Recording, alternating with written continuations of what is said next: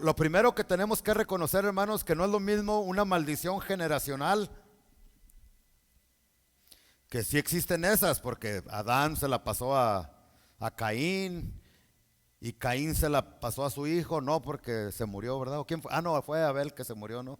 Pero usted sabe, se va pasando, a eso se le llama maldición generacional, que van de generación en generación, desde Adán hasta nuestros tiempos. Pero ya cuando vienes a Cristo se terminan esas maldiciones generacionales. Entonces, ¿por qué algunos cristianos están pasando por tan peor que los de afuera y parece que están en maldición? Los que son verdaderos, es que una cosa son, escuche, y los que están tomando notas, apúntelo, una cosa es maldición generacional y otra cosa son patrones generacionales o costumbres generacionales. He conocido abuelitos que se mueren de ataques de corazón, después los hijos se mueren de lo mismo y los nietos de lo mismo. Y en la iglesia y en otros lados, oh, maldición generacional. Eran cristianos, pero no era la maldición generacional, eran los patrones o las costumbres que tenían. Ya después de investigar, nos damos cuenta que aunque el abuelito era cristiano, el hijo era cristiano y el nieto era cristiano y los tres se murieron de un ataque al corazón, y nos damos cuenta es porque la manera en que comían. El abuelito comía todos los días Kentucky Fried Chicken, y con el aceite que hacen esa comida, olvídese. Y el hijo, como le dejó la costumbre el papá, pues el hijo también comía Kentucky Fried Chicken todos los días. Y el hijo, esa costumbre la recibió de su papá y se la llevó a su hijo. Y su hijo también seguía comiendo Kentucky Fried Chicken todos los días de su vida. Y por eso esas tres generaciones se murieron de un ataque al corazón. Pero no era que estaban maldecidos, ellos ya habían sido liberados en Cristo Jesús. No era maldición generacional que tenían esos cristianos, eran patrones generacionales o costumbres generacionales o hábitos generacionales que ellos tenían que cortar, aunque fueran cristianos. Calladitos, ¿sí me están entendiendo? Entonces, fija la diferencia. Entonces nosotros los cristianos tenemos que hacer la diferencia. Mire, si el papá era borracho antes de venir a Cristo, viene a Cristo y Cristo le quita esa maldición de la borrachera, no es que se la pase a su hijo como una maldición generacional, no. Si este papá ahora de cristiano ya no toma, ya no se emborracha, pero deja que en su casa se meta vino, se meta alcohol, licor, cerveza y toda esa cosa que emborracha, aunque el papá fue liberado de esa maldición, pero sí, por eso es muy importante lo que nosotros los papás dejamos que entre a nuestras casas.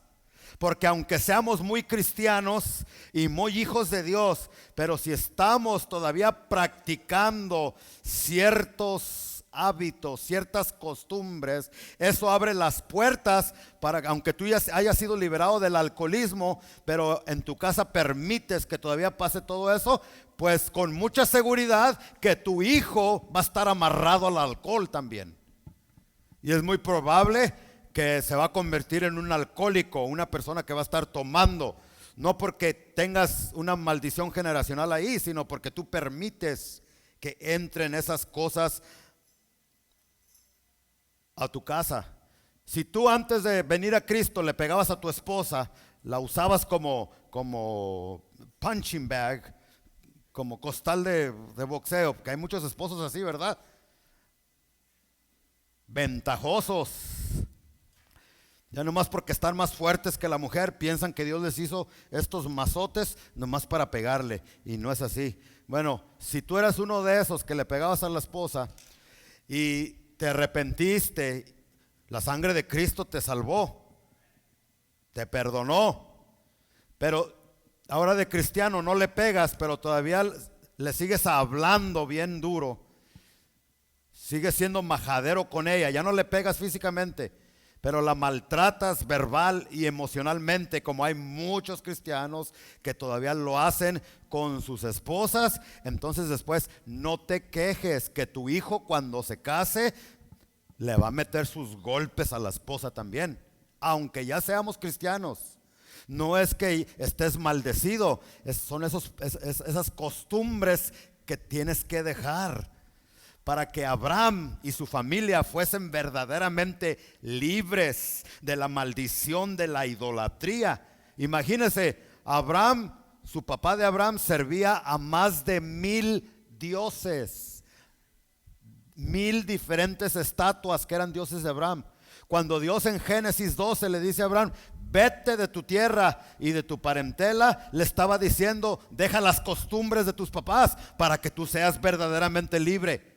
Y hay algunos de aquí que todavía ya son cristianos, pero todavía tienen las costumbres antibíblicas que tus papás practicaban en casa. Y aunque ya eres libre de la maldición, pero si sigues con esas prácticas, hay gente, hay familias que ya el esposo era un idólatra de primera, tenía aquí a la Santa Muerte, tenía aquí al santo de los narcotráficos, ¿cómo se le llama?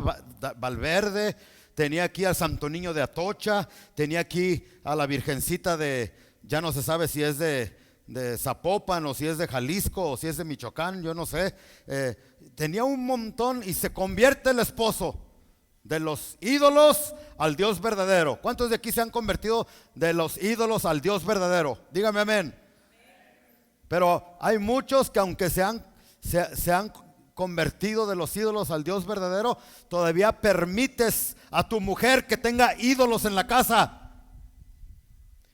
Sí, pues que no se los puedo tirar porque mi viejita, pues no, olvídese, me deja. Bueno, ahí tienes que decidir, o tu viejita o la maldición.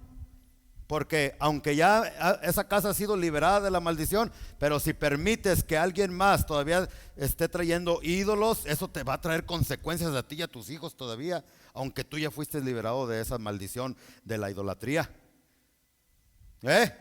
Bueno, pues yo ya no tengo ídolos, pero mi sobrina me pidió que si salía de padrino porque va a hacer la comunión, o porque lo van a presentar, cuando dice la Biblia que nosotros no debemos de participar con las tinieblas.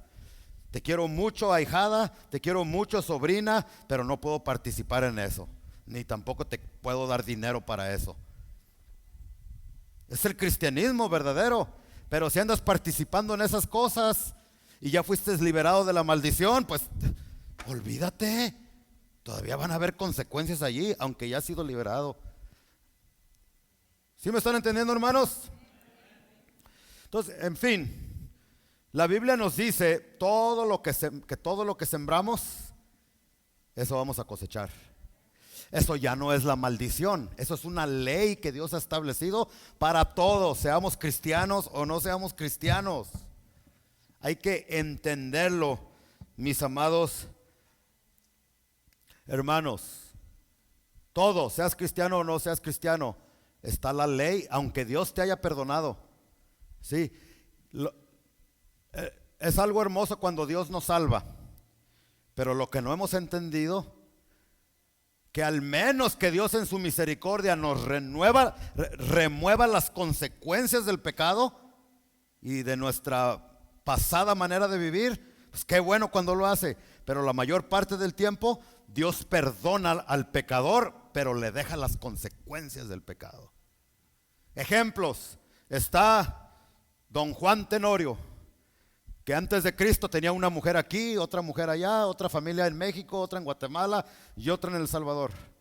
Después se convierte a Cristo, Dios lo salva, Dios lo perdona, pero le quedan las consecuencias de su pecado porque todavía tiene que pagar child support.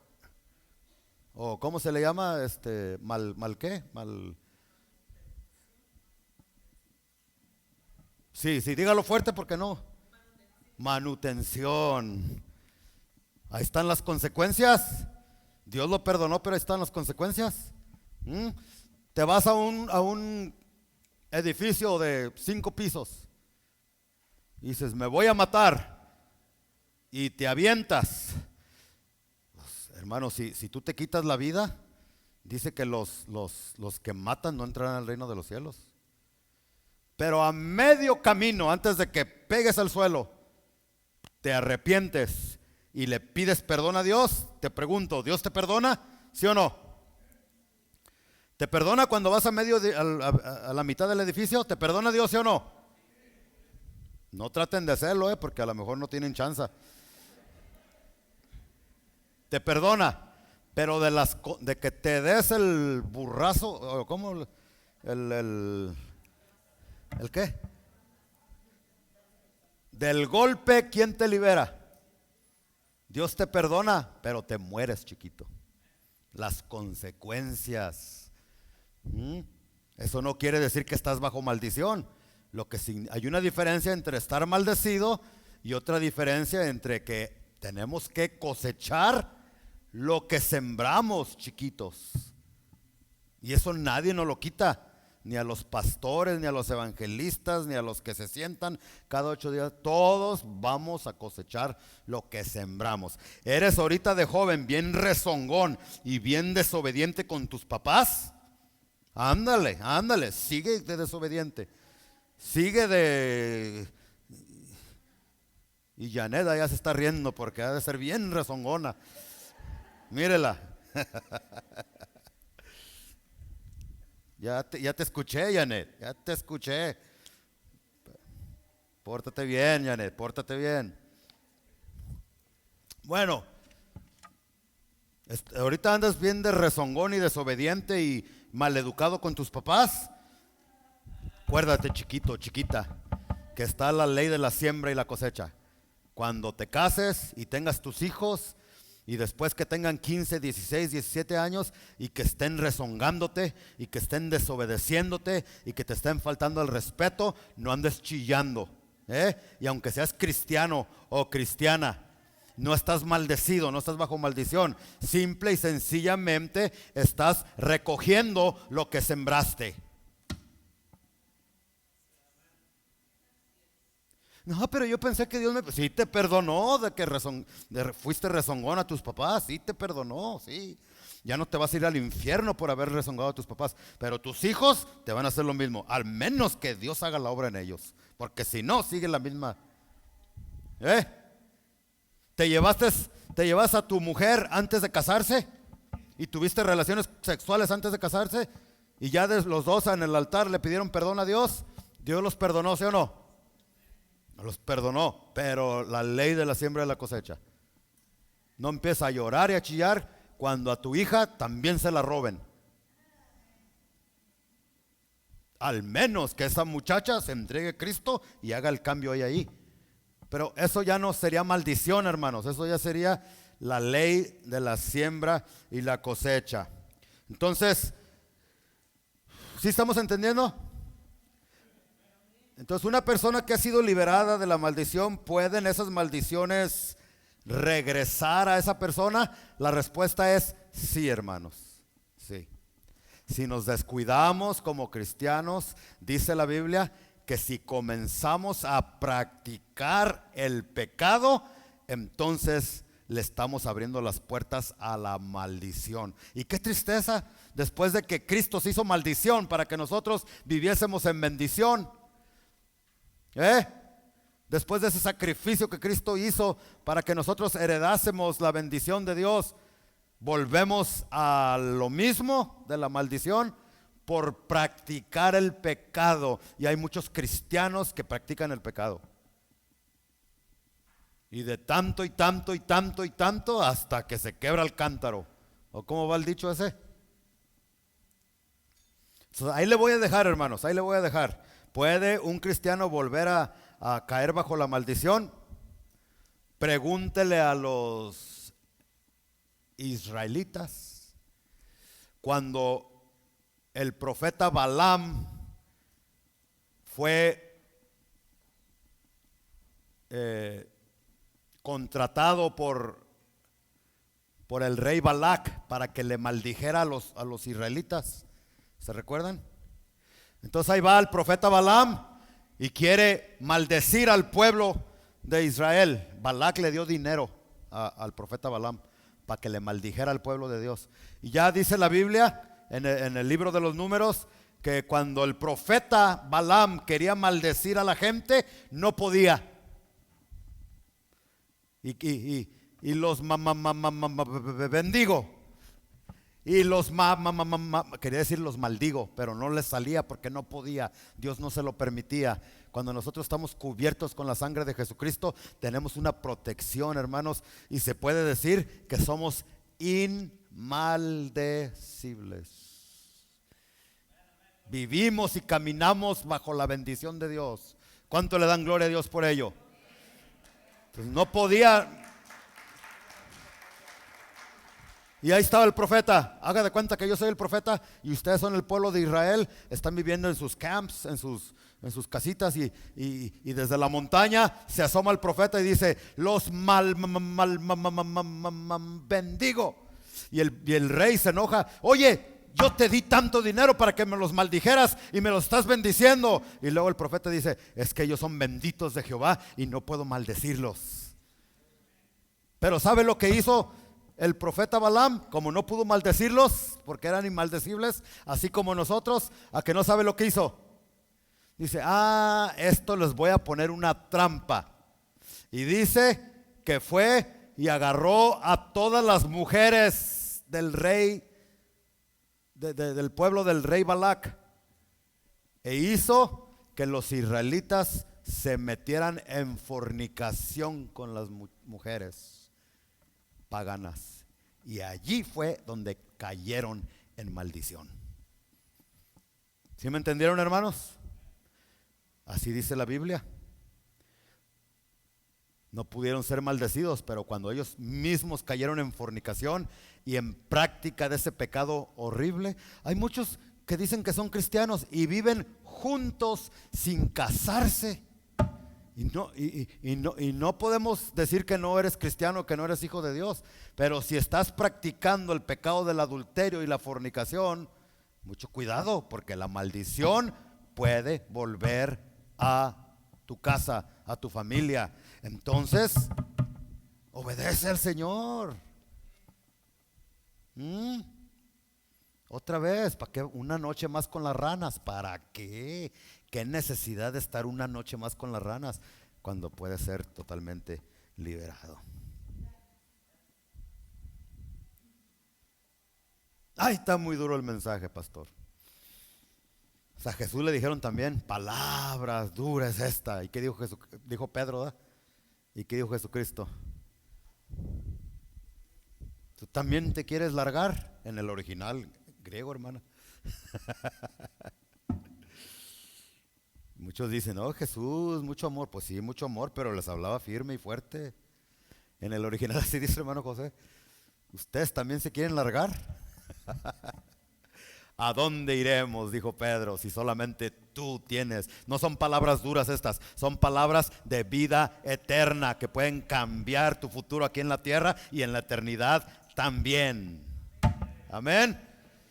Usted no ande diciendo: ay, qué dura palabra. No, son palabras de vida eterna que se le da al pueblo en estos tiempos donde ya se predica todo bonito, ¿no? Que pues es necesario estar en un lugar donde se nos enseñe la palabra de Dios tal como es. Si tú sigues dejando que el pecado se meta a tu casa, aunque seas cristiano, si tú estás practicando el pecado en tu casa, aunque ya hayas sido liberado de la maldición, esa maldición puede volver a tu vida.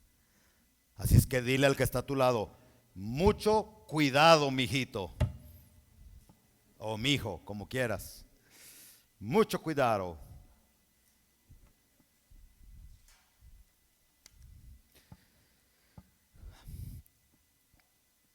Bueno, ¿le seguimos o nos regresamos, hermano? Ahora, lo contrario de maldición, ¿qué es?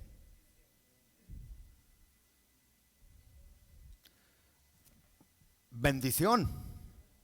Como dijimos hace rato, si existe la maldición, es porque existe la bendición. Es lógica. También para los que ya no creen en el infierno, como les dije hace ratito. Si existe el infierno, quiere decir que hay un cielo. Y si hay un Dios, quiere decir que hay un diablo también. Y si existe el mal, quiere decir que existe el bien también. Es pura lógica. Entonces, lo contrario de maldición es bendición o prosperidad. ¿Ok? Yo quiero continuar con este tema hablándole un poquito más de lo que significa eso de la maldición. Mire, lo contrario de maldición es bendición o prosperidad. La Biblia, según la Biblia, dice que nosotros en Cristo somos bendecidos o prósperos, como usted le quiera llamar. Pero yo aquí apunté en mis notas para que no se me fuera a olvidar. Le puse aquí, mire, ser próspero o ya no tener maldición. Ser próspero o bendecido no significa que no vamos a tener problemas en la vida. Porque hay mucha gente que piensa, ya no estoy bajo maldición, ya estoy bendecido, y piensan que ya no van a tener problemas. Es más, hay predicadores que predican eso. Ven a Cristo y se te van a acabar los problemas. Mentira, mentira, mentira. Quizás va a ser lo contrario. Por servir a Cristo y por causa de la verdad, vamos a tener más problemas. ¿Cuántas personas el papá y la mamá ya no les quiere hablar porque se convirtieron a Cristo? Y en el trabajo ya no te ven igual. A mi papá, porque no le hacía caso a la secretaria y no quería tomar, le decían que era homosexual, la misma secretaria. Vamos a tener problemas, hermanos. Entonces, ser próspero no significa que no voy a tener problemas o situaciones difíciles. Pregúntele a José si hubo alguien que vivía bajo la bendición de Dios. Fue José el soñador. Yo quiero que lea conmigo así rapidito ahí en Génesis 39.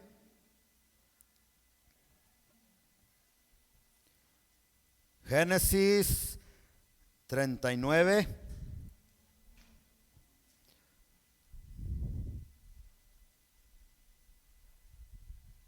Versículo 1.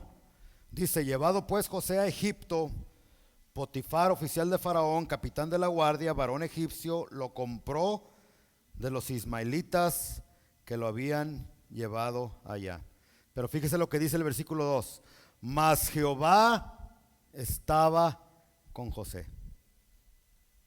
Y eso es lo que hace la diferencia. Cuando Dios está con uno, hermanos, eso es tremendo. Y aquí dice que Dios estaba con José. Y fue varón, ¿qué? A ver, ¿sí están conmigo? Fue varón próspero, o sea, bendecido. No estaba bajo maldición, José. Fue varón próspero y estaba en la casa de su amo el egipcio. Y cuando uno es próspero y bendecido, no lo tiene que andar contando uno a todo el mundo. La gente misma lo ve. Mire el versículo 3. Y vio su amo que Jehová estaba con él y que todo lo que él hacía, Jehová lo hacía prosperar en su mano. Hacía yo José gracia en sus ojos y le servía. Y él le hizo mayordomo de su casa y entregó en su poder todo lo que tenía. Qué bonito aquí el versículo 2, ¿no? Mas Jehová estaba con José y fue varón próspero. Como quisiéramos que eso se dijera de nosotros, ¿no? Y Jehová estaba con Rubén y Rubén fue varón próspero. Y Jehová estaba con Enrique y Enrique fue varón próspero. Y Jehová estaba con Javier y Javier fue varón próspero. Y Jehová estaba con María y María fue una mujer. Y así sucesivamente, hermanos. Esto se dijo de José. Pero yo quiero que por unos momentitos pensemos, cuando estos versículos se escribieron y más adelante también, ¿cómo vemos a José? ¿En qué condiciones lo vemos, hermanos? Dice la Biblia que era próspero, sin embargo, José era más que pobre, porque era ¿un qué? Un esclavo. Una cosa es ser pobre, hermanos. La definición de pobreza es que tienes, aunque comas un taco de chile con frijoles, pero tienes que comer. La definición de esclavitud es cuando no tienes absolutamente nada, no tienes ningún derecho, no tienes nada. Entonces, tenemos a un hombre que era un esclavo, no tenía ni siquiera ropa porque los desnudaban completamente. Sus hermanos lo acababan de traicionar y lo acababan de vender y le habían echado mentiras al papá Jacob que lo habían matado y lo habían vendido como esclavo. O sea, estaba en unas condiciones, hablando humanamente, pésimas. Ve uno a esclavos allí encadenados, ¿qué piensa uno de ellos? Pobrecitos, qué suerte les tocó en este mundo. Así estaba José. Sin embargo, en esas condiciones, la Biblia dice que que Jehová estaba con José y que José era un varón próspero, bendecido. Entonces hacemos la pregunta, ¿cómo que bendecido? Mira cómo está de esclavo. Quizás le habían dado unos chicotazos porque a los esclavos les pegaban. Los encueraban, ¿sí saben lo que es encuerar? Los desnudaban para inspeccionarlos todo. A ver si estaban saludables sus dientes, sus ojos, sus oídos, su cabello. Era una vergüenza tremenda. Entonces, como hay algunas personas que dicen que ser próspero significa que voy a ser rico, que voy a tener dinero, que no voy a tener problemas, que todo me va a salir bien. Cuando la Biblia dice que José era próspero, pero mire cómo estaba él. ¿Sí están entendiendo, hermanos, o no están entendiendo? O sea, yo no le estoy inventando algo, sino que le estoy enseñando la Biblia. O sea, la definición de prosperidad, que es lo contrario de maldición, ya la hemos llevado a un extremo donde se ha convertido en una herejía. Tú ves a un hombre rico con cadenas de oro, con brazaletes, cadenas de oro, con el carro más caro del mundo, ¿cómo se llama? Ven esos carros tan hermosos, ves todas esas cosas y dices, ese sí es próspero. Pero sin Cristo lleva 20 divorcios, vive solo como un perro. No, bueno, aunque tenga todo el dinero del mundo, eso no es prosperidad. Eso no significa ser próspero. Y vemos acá un hombre que no tenía ni para comer, que no tenía ningún derecho, un esclavo, y dice la Biblia que era varón próspero. ¿Por qué? Como les dije la otra semana, porque José estaba en el centro de la perfecta voluntad de Dios. Y eso es lo que significa prosperidad en este mundo. Aunque no tengas dinero, aunque no tengas esas cosas, pero que estés en el centro de la perfecta voluntad de Dios, eres un hombre y una mujer próspera. Ahora, bíblicamente, entonces vamos a ver lo que significa ser próspero, porque José no tenía dinero, José era esclavo y dice que era próspero, y ya se me fue el tiempo otra vez. ¿Qué significa cuando dice la Biblia que un hombre es próspero o bendecido? Hermanos, si leemos la Biblia nos vamos a dar cuenta que está bien lejos de la definición que nosotros damos aquí en esta tierra de lo que significa ser próspero. Un varón próspero, de acuerdo a la Biblia, y lo vamos a ver en José, un hombre próspero vence la tentación. ¿Por qué se decía que José era próspero? Porque amaba a Dios, porque estaba en el centro de la voluntad de Dios, pero también porque leemos aquí que se le presentó a él una tentación terrible, hermanos. Ustedes conocen la historia. La esposa de su jefe dice que puso los ojos en José y dijo, a este papacito me lo llevo a la cama. Y como dice una versión de la Biblia, dice que esta mujer se le insinuó a José y le dijo, quiero tener relaciones sexuales contigo.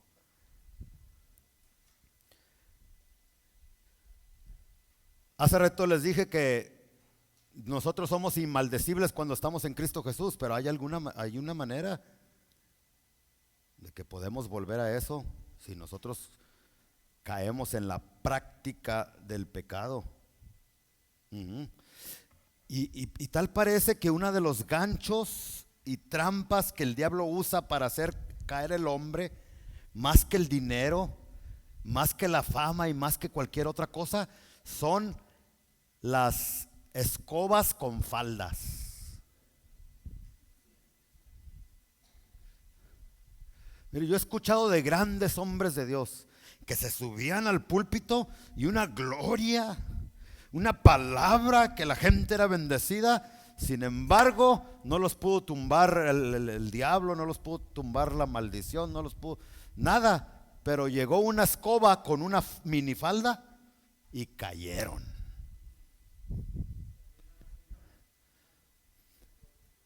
Y hay hombres que tienen suerte para las mujeres y se creen bien guapos, pero no es que estén guapos.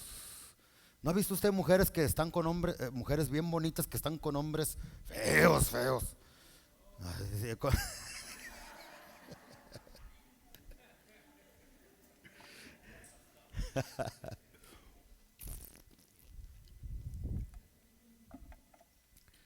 no es que estés muy guapote, es que el diablo es la trampa de Satanás. Pero bueno, el diablo quería que José cayera en la trampa de la fornicación y del adulterio. Y no hay trampa y pecado más horrible que el de la fornicación. Ese pecado del adulterio sexual acaba con tu espíritu, mata tu felicidad, tu matrimonio, tus finanzas, tu salud, todo. Y al último hasta si no te cuidas, hasta el infierno te lleva. Es terrible. Y el diablo quería que José cayera en eso. Pero José no lo hizo. Corrió, ¿verdad? Entonces, hermanos, esa es la definición de ser próspero.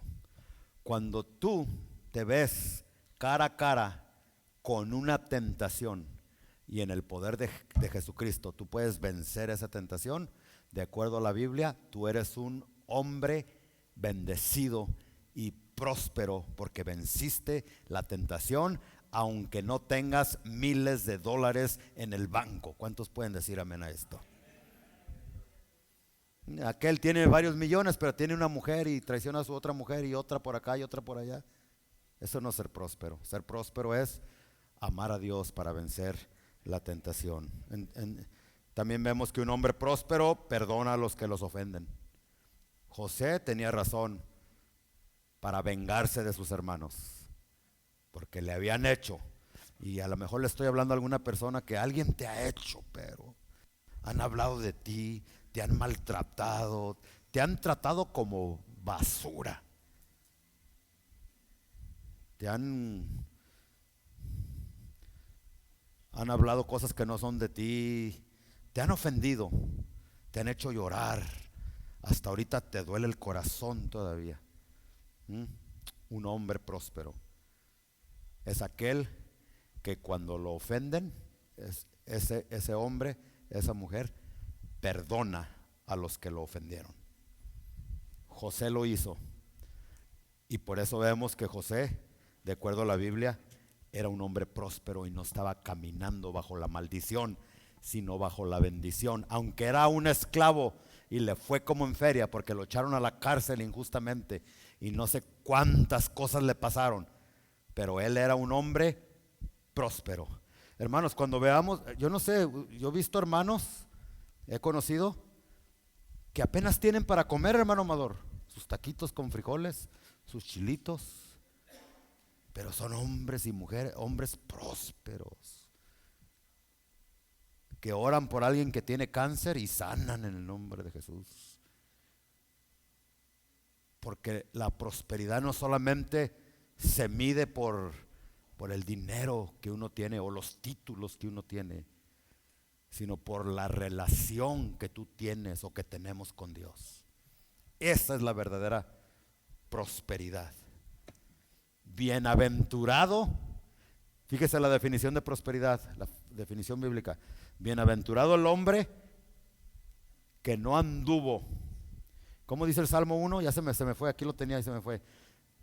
Que no anduvo en consejo de malos, ni en silla de malditos, escarnecedores o pecadores se ha sentado, sino que en la ley de Jehová medita de día y de noche, y su hoja no cae, algo así dice, ¿no?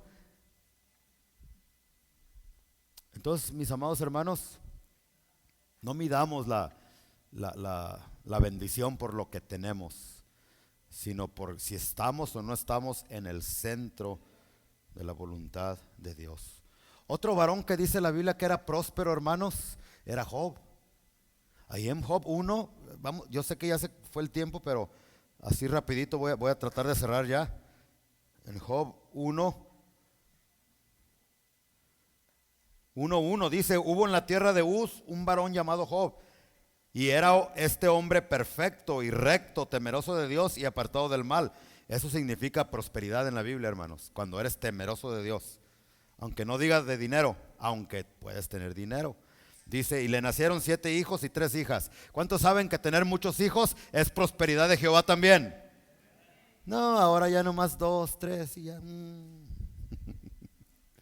Bienaventurado el hombre que llena su casa de hijos, dice la Biblia. Si es que matrimonios jóvenes, la docena es lo mínimo. 3. Su hacienda era 7,000 ovejas, 3,000 camellos, 500 yuntas de bueyes, 500 asnas y muchísimos criados. Y era aquel varón, escuche, más grande que todos los orientales. O sea, estaba súper bendecido, prosperado. Y la prosperidad de este hombre sí era de riquezas también.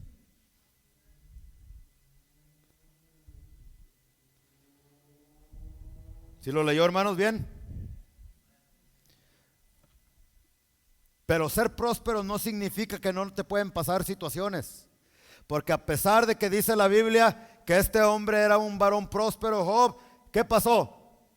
Se enfermó, se murieron todos sus hijos, perdió todos sus negocios, la única que le quedó viva fue la esposa, y todavía le dijo: muérete y maldice a Dios. Y era próspero y era bendecido. Entonces, ser próspero no significa que no nos van a venir situaciones difíciles en la vida. Yo hace 8 días estaba predicando aquí, jamás tenía en la mente que al siguiente día íbamos a estar con una manguerita echándole agua ahí al fuego para que se apagara. ¿Sí me están entendiendo, hermanos, en esta hora? Entonces, ¿qué significa ser próspero según la Biblia? O que ya no estás bajo maldición. En tercer lugar, significa un hombre próspero sabe adorar a Dios aún en medio de las situaciones difíciles. El peor día de Job, hermanos. ¿Qué has hecho tú en tu peor día? ¿Qué hemos hecho? Le damos el cerronazo a la puerta. No quiero que nadie me hable. Déjenme estar solo, que no quiero, que esto es injusto. Yo no quiero que me hable nadie. Eso hizo Job. Vemos en el versículo 20 que Job, vamos a verlo rápido, y ya lo sabe usted, pero entonces Job se levantó y rasgó su manto y rasuró su cabeza, se postró en tierra y adoró. Y note que aquí no hay mención de música. Podemos adorar a Dios con música, pero la adoración no es música. Podemos adorar a Dios cantando, pero no todo el tiempo. Cantar significa que estamos adorando a Dios. Tú puedes estar aquí cantando y no estás adorando a Dios para nada.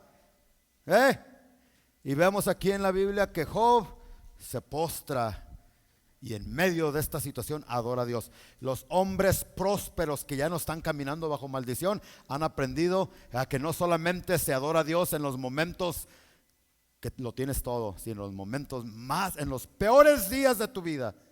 Los hombres prósperos han aprendido a doblar sus rodillas y bendecir el nombre precioso de Cristo Jesús, nuestro Señor y Salvador. Que el doctor te dijo que estás bien enfermo de esto, gracias, Señor. Que el banco te dijo que estás en bancarrota, que el patrón te acaba de decir que ya no tienes trabajo, que estás pasando por situaciones difíciles donde la migra te está diciendo que no calificas para tu green card. ¿Qué hay que hacer? Lo que hizo Job. El hombre próspero se hinca y adora a Dios. Esa es la verdadera adoración. La adoración va vinculada con sacrificio. En la primera vez que se menciona adoración es cuando cuando Dios le pide a Abraham que vaya y sacrifique a su hijo. ¿Y qué dijo Abraham? Mi hijo y yo vamos a ir a adorar y regresaremos. Y no había música, no había instrumentos.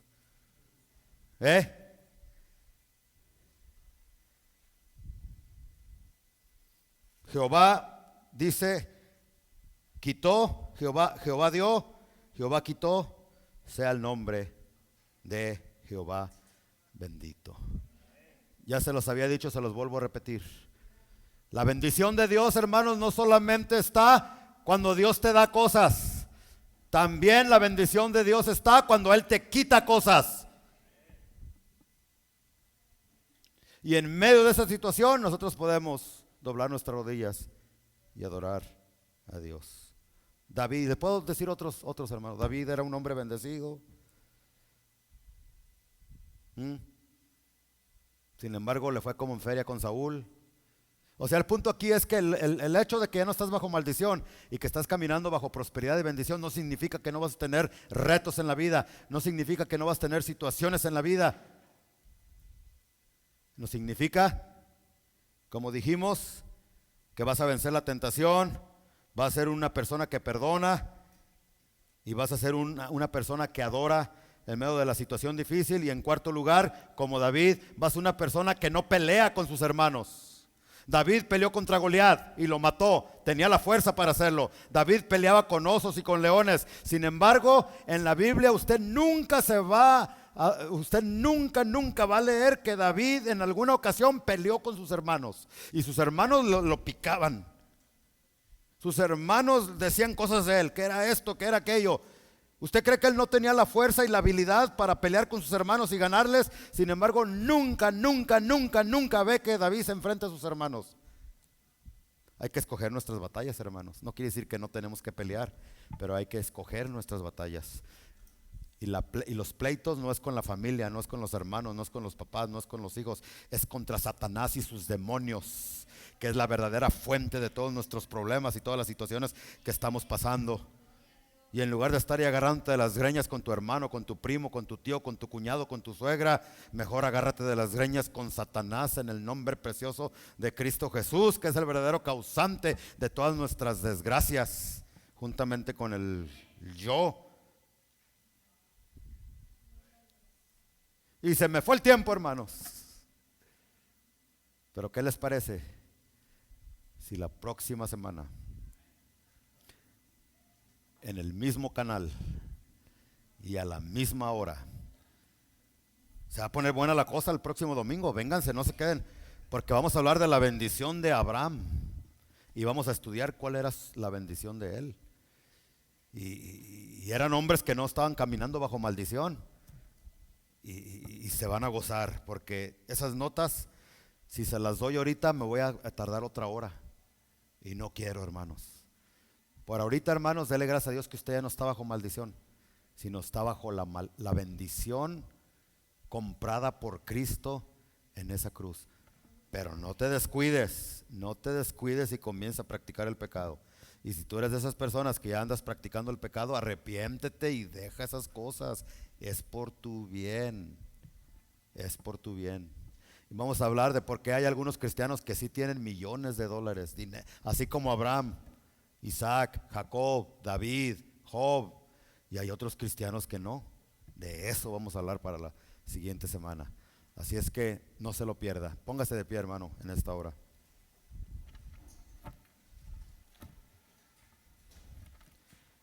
Vamos a orar y a darle gracias a Dios por lo que Él hizo en esa cruz. Compró bendición, compró salvación, prosperidad, prosperidad bíblica, Vamos a darle gracias a Dios ahí donde estamos. Cierra tus ojos, hermano, y levanta tus manos al cielo. Padre, te damos muchas gracias porque no estamos en la oscuridad, sino estamos caminando en luz, la luz de tu palabra, Señor. Y en ella nos enseña, Señor, que en el momento que venimos a ti, la maldición, pasamos de la maldición a la bendición. Pasamos de la muerte a la vida. Pasamos de la condenación a la vida eterna. Pasamos de la esclavitud a la libertad. Somos libres de toda maldición, Señor, por la sangre y el sacrificio de tu Hijo Jesús. Y por ello te damos gracias, Señor. ¿Le quieres dar gracias ahí con tus ojos cerrados, tus manos levantadas? Ahora, si estás pasando por algunas cosas que como cristiano no deberías de pasar, ya no es maldición, ahora son patrones generacionales, costumbres que tienes que quitar de tu casa, de tu familia.